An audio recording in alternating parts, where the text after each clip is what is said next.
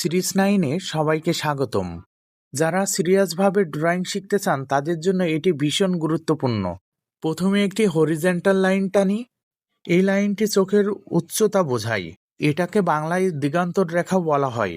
এরপর এই লাইনের দুপাশে দুটি ভ্যানিসিং পয়েন্ট বসালাম, একটি বাম দিকে একটি ডান দিকে।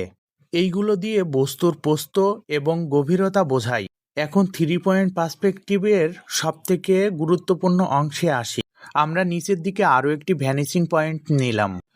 লম্বা একটি লাইন নিচের দিকে টেনেছি, অবশ্যই দেখেছেন। দিগন্তর রেখা থেকে ধীরে ধীরে আমরা লাইন টানি, টেনে একটি বক্স আকৃতির ঘন বস্তু তৈরি করলাম। সব লাইনই 3টি ভ্যানিসিং পয়েন্টের দিকেই যাচ্ছে, দেখুন ধীরে ধীরে। অবশ্যই লক্ষ্য করছেন আমি যে বক্সটি তৈরি করতেছি এই 3টি ভ্যানিসিং পয়েন্টে এসে মিলে যাচ্ছে, দেখুন। আমি ধীরে ধীরে 3টি ভ্যানিসিং পয়েন্টে মিলাচ্ছি বক্সটি।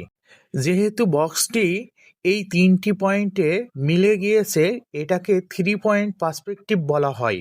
এই ভ্যানিসিং পয়েন্টটা অনেক গুরুত্বপূর্ণ। এইভাবেই উচ্চতা, গভীরতা এবং প্রস্থ একসাথেই কাজ করে।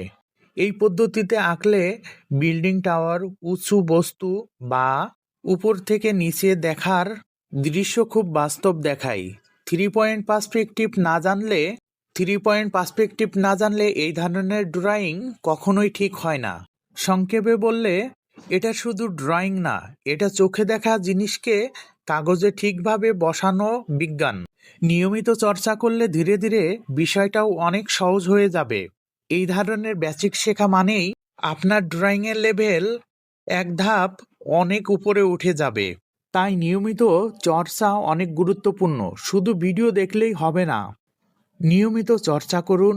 এবং আমি যে ড্রয়িংটি করেছি এটিও আপনারা বাসায় চর্চা করবেন এবং আমার পিন কমেন্টে জমা দিবেন কাজটি, আমি দেখব। আজকের ভিডিওটি কিন্তু অনেক গুরুত্বপূর্ণ।